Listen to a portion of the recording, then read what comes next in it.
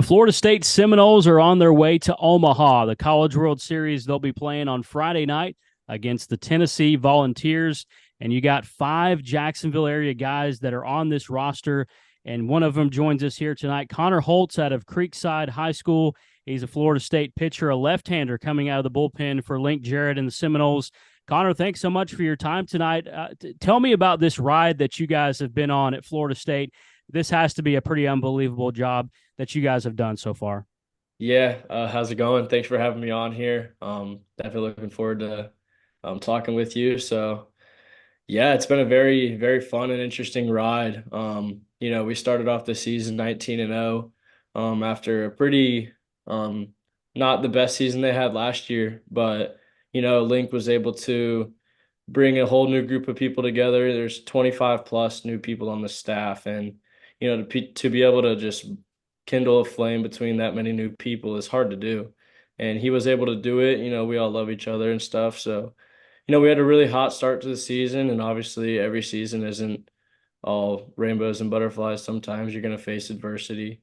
And, we faced some adversity with losing some pitchers along the way, whatever it was. And, we just found ways to battle through it all and, started winning games when it mattered. And here we are. You guys, have come through this tournament, winning the Tallahassee Regional, beating UCF, and then UConn. You've pitched 3 times in this NCAA tournament so far. How have you felt about your performance thus far? I feel good. Against UCF, I was able to, eat up 3 innings, get 9 outs for the team. We had a big lead in that game, so just being able to pitch to contact and trust in my abilities, was the biggest thing in that game. Came back and pitched against UConn. The game one, we beat them pretty good. But I came in the game, I think it was, 7-8 or 9-1. They had bases loaded, 2 outs, and we just needed a strikeout just to kind of kill the flame and then, get all the momentum back on our side. And I came in and with the 2 outs and got the strikeout and was able to get the guys back going. And, they ended up putting a big spot up on the next inning. So that was a good to do against UConn. And then, the next game, game two, I came in the bottom of the ninth to try and close it out, and I've been doing it all season. The curveball is coming and, I was just throwing them and tipped my cap off to the guy that I was throwing to, and he got the best of it and, put it over the fence. But at the end of the day, you just got to have trust that the next guy that's coming in behind you is gonna, pick up the slack, and that's what Connor Whitaker did for me. He came in and was able to eat up a bunch of outs and take us, to Omaha at the end of the day. So, Connor Holtz is our guest, a Florida State pitcher out of the Jacksonville area, Creekside High School. You mentioned that curveball. For people that see it on TV, I mean, that thing has got some break to it, over 3,000 RPM when we're talking about the spin rates. How do you do that? I mean, because we're looking at the best curveballs in the big leagues, guys like Charlie Morton who throw that big 12-6. Seth Lugo has a big one like that. But how do you generate the spin rate on a curveball like that? Am I asking a secret you don't want to give away? Tell me about this, Connor. yeah, there's not really much secret to it. It must be God given, honestly, because I just throw it, honestly. And I started throwing it 10 years old. It wasn't really like I was throwing it like left and right, like it wasn't an every pitch thing. Like I got a feel for the pitch. I never really changed my grip throughout my whole pitching career. And as I guess as I started growing, my body got stronger, my arm got stronger. I started moving my arm, however, and just my curveball evolved into something that has been a big gift to my career.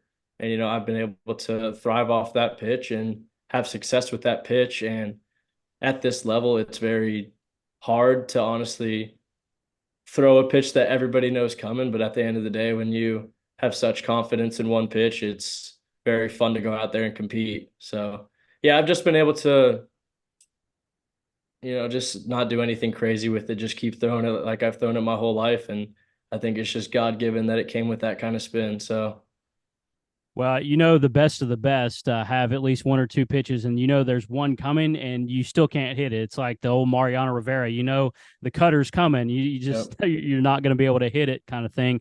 But Where did you develop the curveball? Was this high school? Was this early years of college? Where did you develop the curveball that you have now? Yeah, I've always had it. It's always been my pitch. I've always had a curveball, not a slider. I would say I used to throw from more of an over top slot.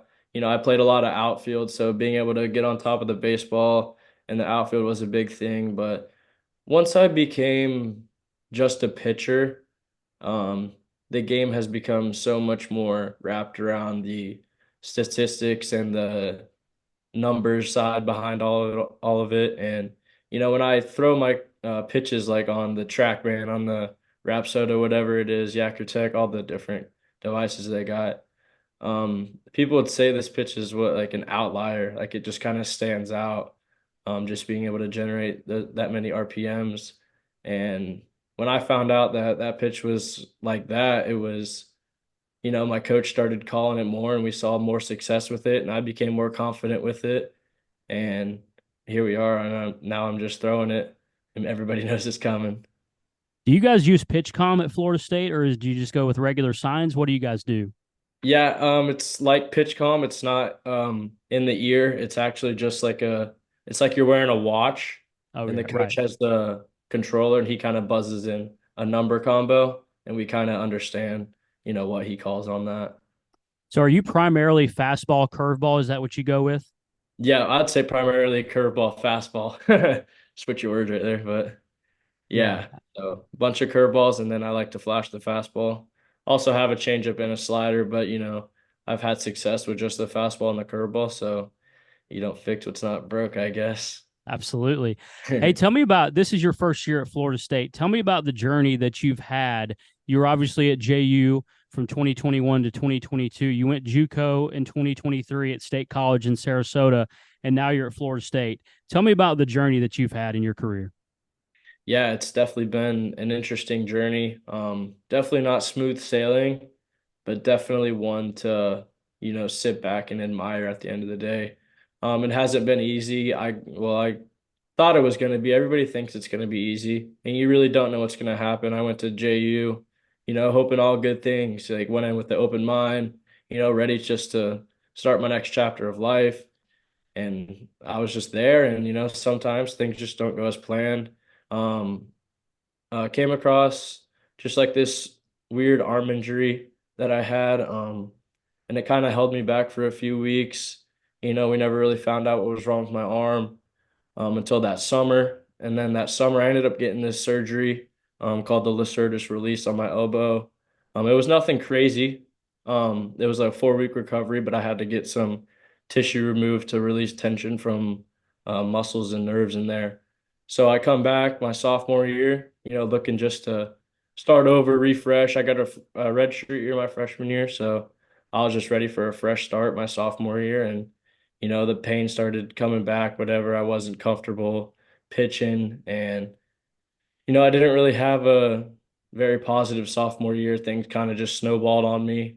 I was struggling on the field, wasn't able to, find, who I really was on the field, and thought maybe that being at JU, no offense to anybody there, had a great time there, honestly, but it just didn't work out for me. So, I decided to go to a junior college just to get a change of scenery, whatever it was, just to, see what could happen.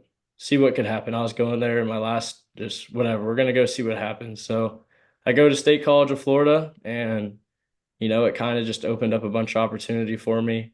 I kind of found myself through the process, being able to realize, what works for me, how I can approach the game to succeed at a high clip, and being able to just, be who I was at the end of the day and persevere through it all was honestly the hardest thing. And, I came over a few humps and was able to have a pretty successful season at the JUCO level, and got what I ultimately wanted, was a chance to play at Florida State. So it was all honestly a dream come true when I received this offer.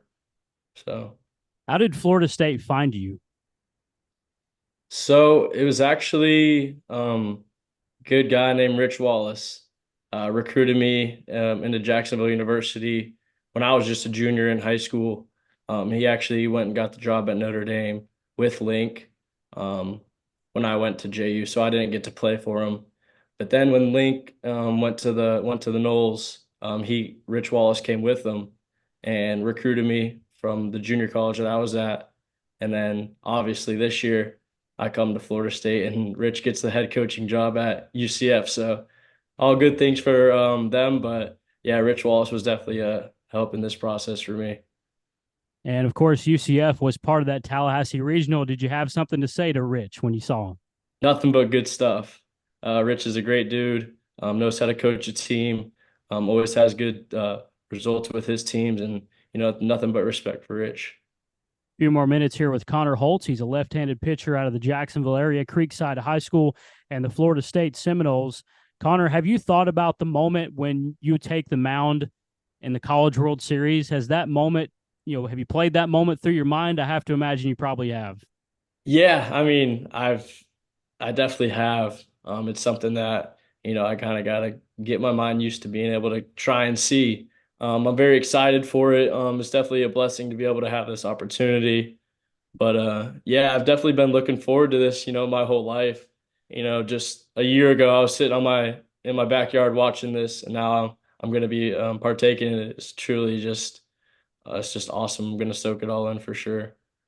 I saw a picture recently. Your dad was holding you as a kid, and he said that you had a dream of being a Florida State Seminole. Now you are, and you're going to pitch in the College World Series. I mean, that has to be a dream realized right now for you. Yes, 100%. It's definitely a dream that, came to reality. And just being able to persevere through everything that I've gone through in my college career has definitely just strengthened me to be, just a better person, a better athlete, a better teammate, and that ultimately has gifted me to be in this situation right now. And yeah, my dad, my whole family, my dad's whole family grew up Florida State fans and kind of just took me under their wing at a young age, and I've just been Knowles ever since. So it's definitely a great experience this year. Connor, you're one of five Jacksonville area guys that played high school ball in the Jacksonville area on this Florida State roster. I know that Brody DeLamiler out of Bartram Trail has taken a redshirt year, but Alex Lodi's Bartram Trail, your former classmate Daniel Cantu at Creekside, Max Williams went to Clay. I mean, what's this like with so many Jacksonville area guys on this Florida State roster? What's this like for you?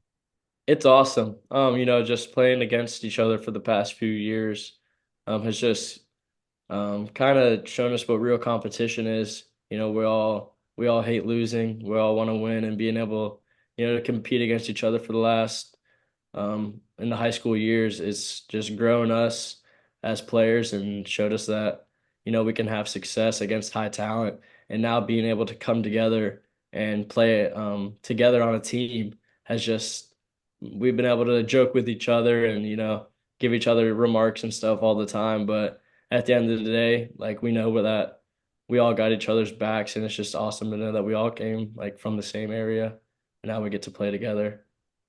So let me get this straight. Alex, Max, and Cantu are your roommates. Is that right? Yep, they're here right now. Yep. Are they messing with you on this interview right now? Nah, they're probably doing their own stuff, getting ready for the trip tomorrow or something. Yeah, you guys are going to fly out tomorrow to Omaha, Nebraska. What's the thing you're looking forward to most about the College World Series?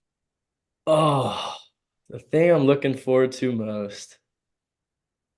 Honestly, I'm just looking forward to just just being there. Like I can't even tell you what to expect. I don't know what to expect. I'm just happy to, just go out there and, I'm gonna stand on the little island in the middle of the field and, throw pitches in front of however many thousands of people are there. So it's just a truly an experience that you only get so many, maybe not even at all in your lifetime. So it's definitely just a blessing that I get to go at the end of the day. Yeah, it's like a once in a lifetime. There's a few guys that have been a couple times. I know You might be familiar with Brad Hodges from St. John's Country Day. He's made it, I think, twice now with Virginia. They're in the College World Series again this year, but I know Brad's coming back from an injury this year. But Tennessee, the matchup against the Volunteers, you guys play Friday night. I mean, do you have a scouting report on the Vols? Tell me about what you expect out of Tennessee. They're a good team. They're a good team, and we're a good team. It's playoff baseball at the end of the day. Every team's playing good, and nothing against Tennessee, and they're gonna be a good team. They're gonna bring their best stuff. We're gonna bring our best stuff, and it's what the people want to see. So we're looking forward to just a great show on Friday night. Two good teams going at it, competing head to head for a national championship. Final question for you, Connor Hults, left-handed pitcher for Florida State. Tell me about Creekside. What was your career like with the Knights? Do you have maybe a favorite memory from your time with Creekside? Yeah, so I would have liked to finish my career there. Obviously, I got cut short senior year due to the COVID-19 pandemic, but Yep. my junior year, the year before that, with Cantu, that was the most fun that we had. We won the regionals. We got to go to the state semifinals. Came up short, didn't get to go to the championship, but just to be able to go to the state tournament my junior year and win the regional out in Pensacola was awesome. Yeah, we had a good career. Played with a lot of good guys. A bunch of guys that went off to play college baseball, whether it was, junior college, mid-major, Power Five, wherever it was. Got to play with some good talent, and at the end of the day, just made lifelong friends throughout it all. Did you know Colby Frida? Oh yeah, Colby's been my teammate since I was 6. So Wow. being able just to see their success over there at Kentucky has been awesome too. Well, how about Creekside representing in the College World Series? You got you and Cantu, and then you got Colby Frida. That's pretty awesome, Yeah, man. absolutely. Yeah. So I'm looking forward to getting to meet up with Colby and give him a big hug. So Is there anybody else we've missed? Any other Creekside guys besides you three in the College World Series? that I know of, I think it's just us. Okay, that's pretty Yeah. good. I mean, I Yeah. don't. There can't be another high school in the College Uh, World Series that's got three guys. I mean, they can't be, I right? I would I would like to see. Right. Hey, what's Link Jarrett like? Many people regard him as the best head coach in college baseball. You play for him. What's it like? Yeah, Coach Link he's a one of a kind. Nothing but respect for Link. Everybody respects him at the end of the day. He has a plan. He has an idea about everything he's gonna do, and he's always 2, 3 steps ahead of you. Whenever you think you got it down to a T, Link's got it down way more than you ever thought. So he's always just ahead of the game. He's always got everything, the way that he thinks it should go. And, if we operate just like the way he puts the puzzle together, it's going to work out perfectly. And, Link's been great for us. We all trust him. We all believe in him and, we all listen to him.